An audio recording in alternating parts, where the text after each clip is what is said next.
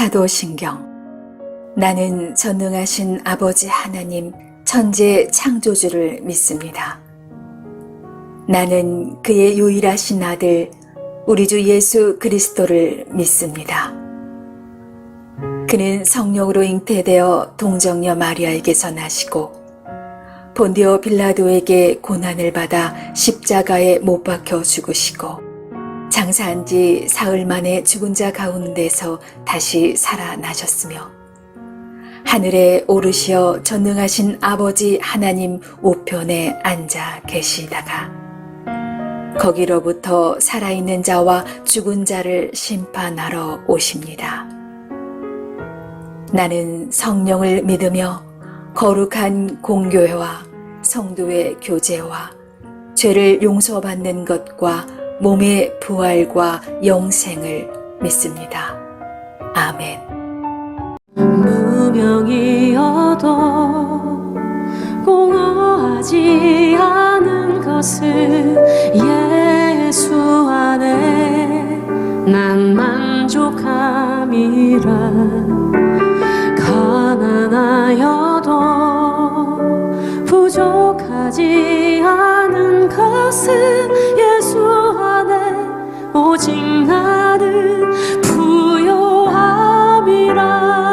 나는 예수로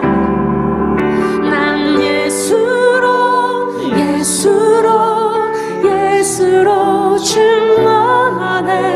난 예수로 충만하네. 난 예수로 충만하네. 영원한 왕 내 안에 살아계시네. 다 함께 나는 예수로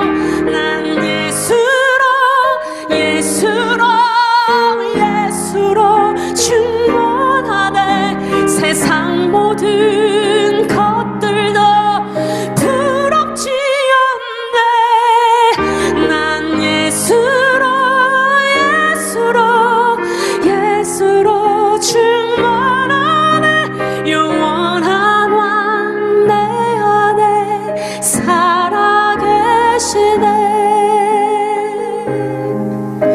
영원한 왕 우리 가정에 살아계시네.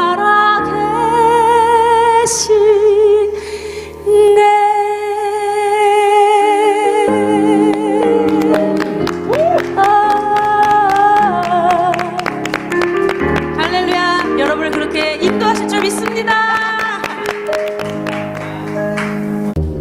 제50장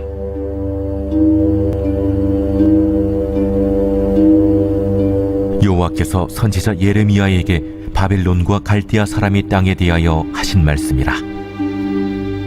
너희는 나라들 가운데에 전파하라. 공포하라. 깃발을 세우라. 숨김이 없이 공포하여 이르라. 바벨론이 함락되고 벨이 수치를 당하며 무로당이 부스러지며 그 신상들은 수치를 당하며 우상들은 부스러진다 하라. 이는 한 나라가 북쪽에서 나와서 그를 쳐서 그 땅으로 황폐하게 하여 그 가운데 사는 자가 없게 할 것임이라. 사람이나 짐승이 다 도망할 것임이니라. 여호와의 말씀이니라. 그날 그때에 이스라엘 자손이 돌아오며 유다 자손도 함께 돌아오되 그들이 울면서 그 길을 가며 그의 하나님 여호와께 구할 것이며 그들이 그 얼굴을 시온으로 향하여 그 길을 물으며 말하기를 너희는 오라. 잊을 수 없는 영원한 언약으로 여호와와 연합하라 하리라. 내 백성은 잃어버린 양떼로다.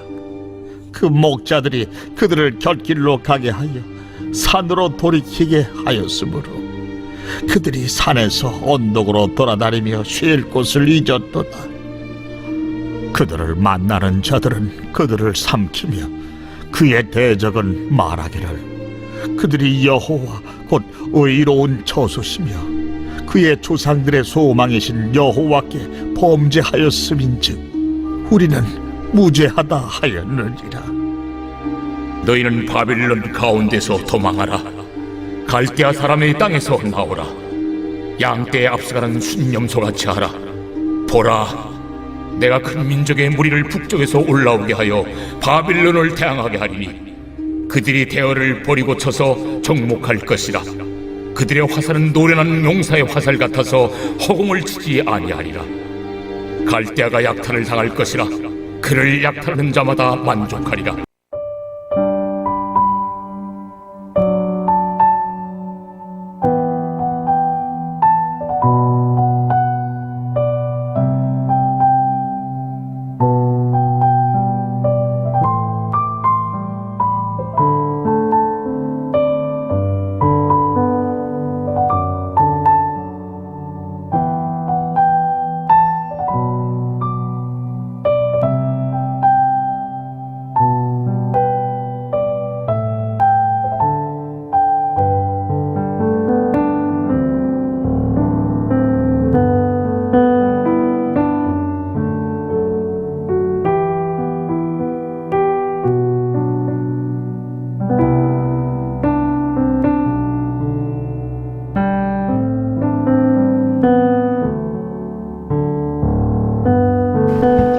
샬롬.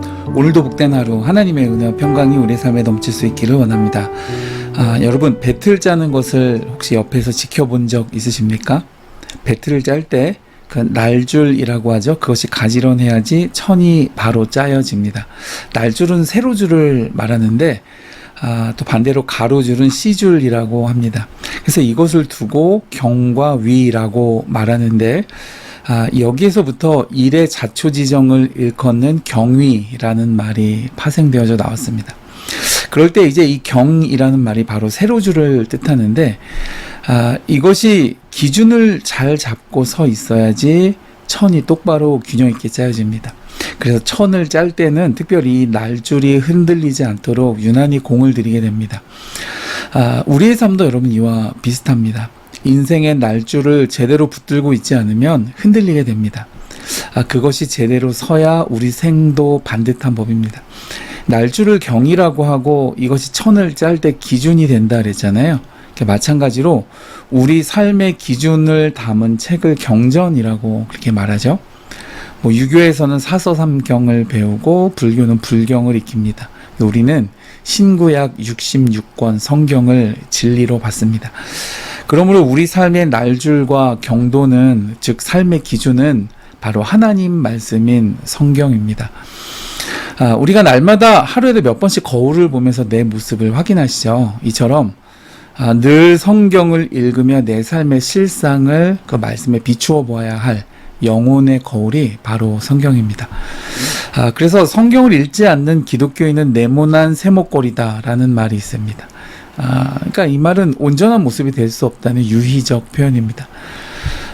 말씀이 우리 속에 들어오면 우리는 더 이상 예전의 사람일 수가 없습니다. 말씀은 우리 안에서 반드시 변화와 사건을 일으킵니다. 왜냐하면 우리 안에 함께 계신 성령께서 반드시 말씀과 더불어 역사하시기 때문입니다. 그런데 놀랍게도 하나님의 말씀이 우리 마음에 들 때도 있고 또 들지 않을 때도 있습니다.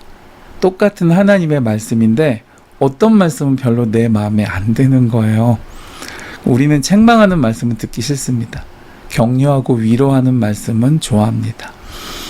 예레미야서를 한 달 넘게 이제 이어오면서 이스라엘에게 경고하시고 또 심판 예고하시고 돌이킴과 회개를 촉구하는 이런 말씀을 계속해서 들으실 때 이제 이 말씀은 이스라엘에게 하신 말씀이면 사실은 이 말씀을 듣는 오늘 나 자신에게 적용해야 되잖아요. 그러면서 여러분 혹시 듣기 싫으셨나요? 아니면 그렇게 하나님께서 회개를 촉구하심에도 정말 지독하게 돌이키지 않는 이 유다 백성들의 모습에서 혹시 나를 발견하시지는 않으셨습니까? 그러나 여러분, 죄가 끈질기게 나를 부르며 손짓하듯 특히나 내 마음에 들지 않는 말씀이 내게 다가올 때 그 말씀의 마음을 열어야 우리 영혼이 균형 있게 세워질 수 있습니다. 이제 이 새벽 묵상은 매일 성경의 본문을 따라서 이어가고 있는데요. 네, 이 편집자분이 그냥 한 번에 말하면 될 것을 날짜를 뭐 끼워 맞추려고 했는지 어찌했는지 모르지만 3번을 나눠서 어거지로 그렇게 만들어 놨습니다. 그래서 여러분, 계속해서 이어지는 하나님의 이 심판, 네, 죄에 대한 이 지적, 어떤 말씀이든 달게 들으시고, 내일은 휴일이니까 쉬시고 모레 금요일에 한꺼번에 이 말씀을 영접하지 못했던 못난 사람들의 최후의 이야기를 설명해 드리겠습니다. 하나님의 은혜와 평강이 여러분의 삶에 넘치시기를 축원해 드립니다.